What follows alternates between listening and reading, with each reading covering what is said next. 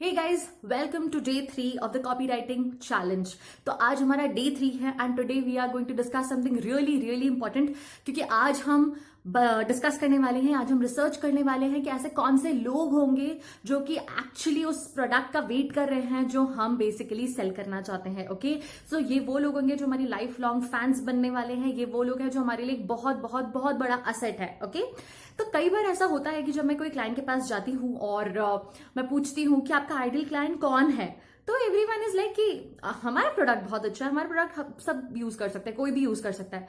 And I am like, क्या बोलूं मैं। ओके, सो बेसिकली इसका मतलब ये होता है कि if your product is for everyone, your product is for no one, right. तो अगर आप बहुत ज्यादा ब्रॉड होके, बहुत ज्यादा वेग होकर अपने ऑडियंस को टारगेट करेंगे, तो बेसिकली वो किसी को भी टारगेट नहीं करेगा and you will and up wasting your money, wasting all your efforts. तो अगर आपके पास भी कोई ऐसा क्लाइंट आता है, तो माय सजेशन वुड बी कि या तो पहले आप उनको एजुकेट करिए कि भाई अगर आप सबके लिए कॉपी लिखेंगे तो एक्चुअली इवेंचुअली ये किसी को भी हेल्प नहीं करेगा, और अगर वो नहीं मानते हैं तो मेरे ख्याल से जस्ट रन अवे, बिकॉज ऐसी कॉपी का जनरली रिजल्ट नहीं आता and you end up harming yourself more than benefiting. Okay, so this was my tiny tip for you if you are like just starting with copy writing.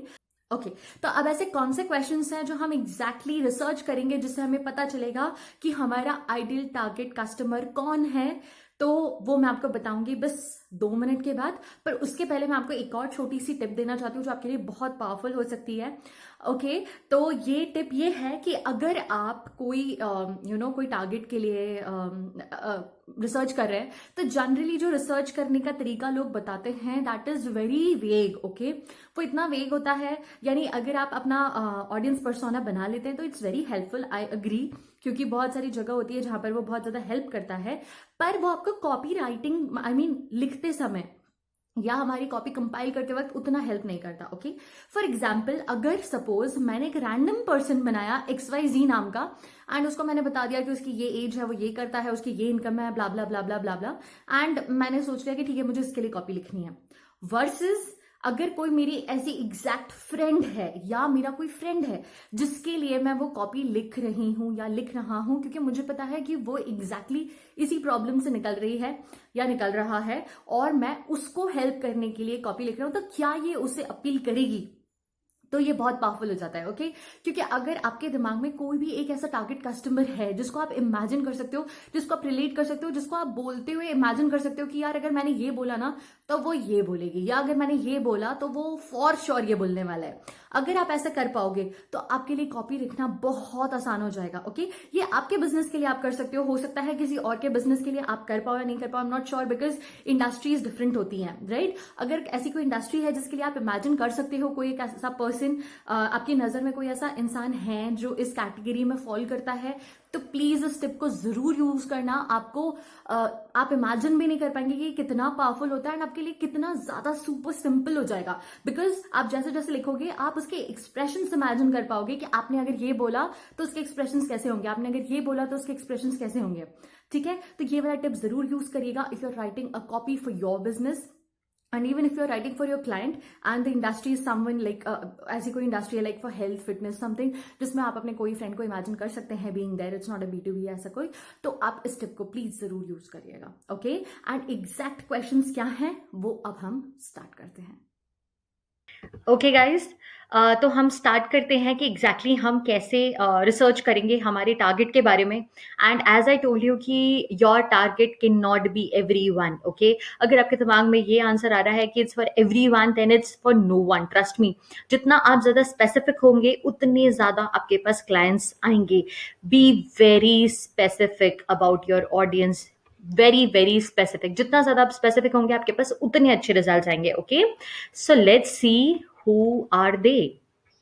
I'm so sorry for the bad handwriting. Okay, so the first question would be कि आप बताएंगे कि आपका जो exactly TG है या target audience है वो कितना बड़ा है, कितने years, my target, my my ideal customer is exactly dash years old, ये आपको फिल करना है। Okay, why? बिकॉज इमेजिन आप सपोज एक रिलेशनशिप कोच है। Okay, now you are targeting people, you are targeting suppose everybody, all women. Okay, तो अब आप ये देखो कि जो एक 35 ईयर की ओल्ड लेडी की जो नीड है, ओके, वर्सेस जो 25 ईयर ओल्ड गर्ल की जो नीड है, उसमें बहुत ज्यादा अंतर है।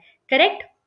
अगर आप एक रिलेशनशिप कोच हो, तो जो ये 25 ईयर ओल्ड वाली लड़की है, इसके पास तो भी थोड़ा सा टाइम है, मैरिटल उसमें सेटल होने के लिए। बट देन अगर ये 35 ईयर ओल्ड कोई लेडी है और उसके लिए आप कुछ रिलेशनशिप से रिलेटेड बना रहे हैं, तो she is like on the verge, okay, she doesn't have time. अगर आप उसको बहुत लंबा लंबा कुछ पिच करोगे, बहुत ज्यादा कुछ लॉन्ग टर्म पिच करोगे, तो she wouldn't be interested.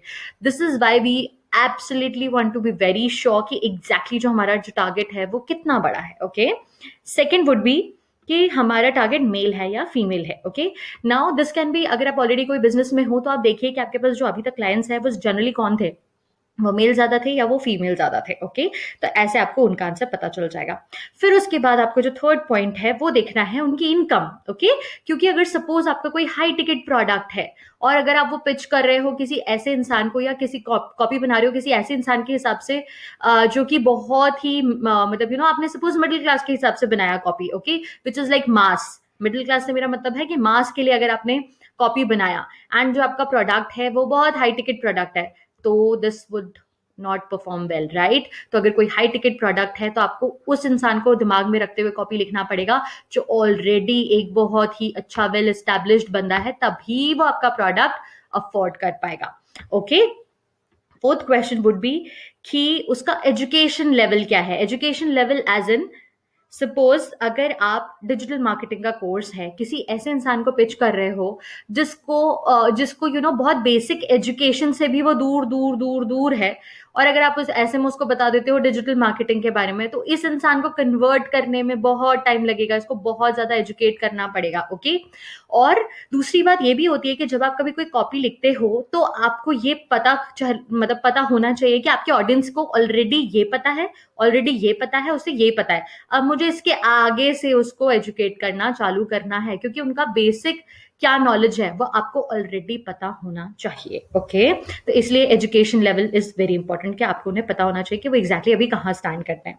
Fifth is कि जो आपका जो ऑडियंस है, क्या वो उनके पास अभी किड्स हैं, या अगर उनने अभी कोई फैमिली है उनकी या नहीं है, क्योंकि एक बैचलर बहुत अलग सोचेगा एंड एक मैरिड पर्सन बहुत अलग सोचेगा एंड एक एक पेरेंट बहुत अलग सोचेगा। ओके, तो इन तीनों के सोचने में बहुत ज्यादा डिफरेंस होगा। So you want to make sure that आपका जो टारगेट ऑडियंस है, आपका जो क्लाइंट है, आइडियल क्लाइंट है, वो इसमें से कौन सी कैटेगरी में बिलोंग करता है। ओके, और अगर आपको ऐसा लग रहा है कि हाँ ठीक है उनके पास किड्स हैं, तो आपको ये वाला पैरामीटर लेना पड़ेगा दिमाग में, क्योंकि कई बार जो पेरेंट्स की लाइफ होती है वो बहुत हेक्टिक होती है, बहुत अलग होती है, उनके पास उतना टाइम नहीं होता, और उनके जो पेन पॉइंट्स होते हैं वो बहुत अलग होते हैं कंपेयर टू अ बैचलर।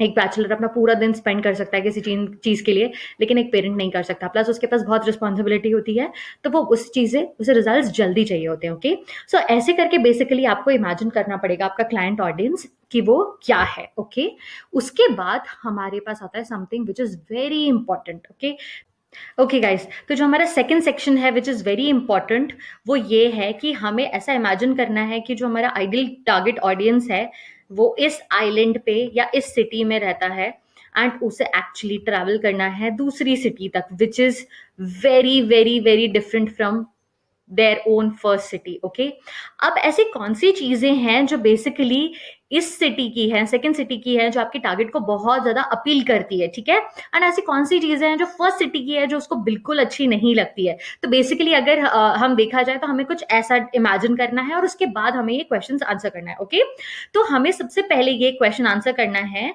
कि एग्जैक्टली अभी जो मेरा टीजी है वो एग्जैक्टली क्या चाहता है। ओके, तो इट कैन बी कि वो मिलियनेयर बनना चाहता है, वो सक्सेसफुल बनना चाहता है, उसको बैक में बहुत ज्यादा पेन है एंड उनको कैसे भी करके अपना वो पेन, बैक पेन हटाना है, उसे मे बी उसे टेनिस का अच्छा प्लेयर बनना है, मे बी उसे रणजी ट्रॉफी में जाना है, मतलब जो भी बेसिकली आप जो बोल सकते हो, ठीक है, आपको बस ये बताना है कि उसका सबसे बड़ा ड्रीम क्या है, अभी ड्रीम और या एस्पिरेशन अभी उसका लाइफ में क्या है। ओके, फिर हम सेकंड क्वेश्चन में बात करेंगे कि उसका पर्सनल लाइफ में ऐसी कौन सी चीज है जो उसको स्टॉप कर रही है फ्रॉम रीचिंग देयर। ऐसी कौन सी चीज है पर्सनल लाइफ में, हो सकता है उसकी कोई लिमिटिंग बिलीफ्स हो कि उसे लगता है कि वो नहीं कर सकता, या हो सकता है उसके पास टाइम नहीं है, या उसके पास रिस्पॉन्सिबिलिटीज बहुत है, जो भी कुछ चीजें ऐसी चीजें हैं जो उसको स्टॉप कर रही है, मे बी उसके पास उतना इन्वेस्टमेंट नहीं है, एटसेट्रा एटसेट्रा। ओके, तो ये आपको यहाँ पे पेन पॉइंट्स बताने हैं कि what is actually stopping them. यहाँ पे अगर उसे सपोज यहाँ से यहाँ जाना है तो ये तो बहुत सिंपल हो जाना चाहिए ना कि उसे एक सिटी से दूसरी सिटी में ट्रैवल करना है, ठीक है, यहाँ से निकला यहाँ पे पहुंचा। या अगर हम अब एक्चुअल टर्म्स में बात करें कि अगर उसे कोई रिजल्ट चाहिए है तो वो यहाँ बहुत सारे रिसोर्सेज देखेगा, यहाँ पे पहुंच जाएगा। बट ऐसा कुछ तो चीज होगा ना जो उसे इतना ज्यादा स्मूथ मतलब ट्रांसफॉर्मेशन करने में कुछ तो रोक रहा होगा। या तो उसके खुद के दिमाग के कोई थॉट पैटर्न्स होंगे, या तो टाइम की अवेलेबिलिटी नहीं होगी, फाइनेंशियली अवेलेबिलिटी नहीं होगी, कुछ ऐसा होगा जो उसे बेसिकली स्टॉप कर रहा है। तो आपको यहाँ पे वो सारे जो चीजें हैं वो लिखनी है। ओके, फिर उसके बाद आपको अगर आप चाहे तो उसको आप अलग अलग भी कर सकते हैं कि आप ऐसे व्हाट इज स्टॉपिंग देम में आप ऐसे पर्सनल लाइफ में बिल्कुल कुछ अलग लिखे। फिर एक फाइनेंशियली उसको अलग देखे कि क्या कोई फाइनेंशियली कोई ऐसा कंडीशन है जो उसे स्टॉप कर रहा है। फिर आप उसे इमोशनल पॉइंट से अलग देखे कि कोई ऐसा इमोशन है क्या जो उसे स्टॉप कर रहे हैं, कोई इसके लिमिटिंग बिलीव्स है क्या। तो आई थिंक ये ज्यादा अच्छा रहेगा। तो हम ऐसा करते हैं कि ठीक है, क्योंकि मैं भी यही करती हूँ जनरली कि जब मैं कोई लिमिटिंग बिलीव्स के बारे में बात करती हूँ या मैं कोई ऐसी चीजों की बात करती हूँ जो कि एक्चुअली स्टॉप कर रहे हैं उसको, तो मैं बहुत ज्यादा अच्छे से एनालाइज करने की कोशिश करती हूँ कि वो तीनों चीजें अलग अलग हो। पर ये क्वेश्चन एक्चुअली एक ही है, तो let's make it this way कि आप इसको 3 अलग अलग क्वेश्चन बना लीजिए and then you answer. Okay, ठीक है, यहां तक तो हो गया।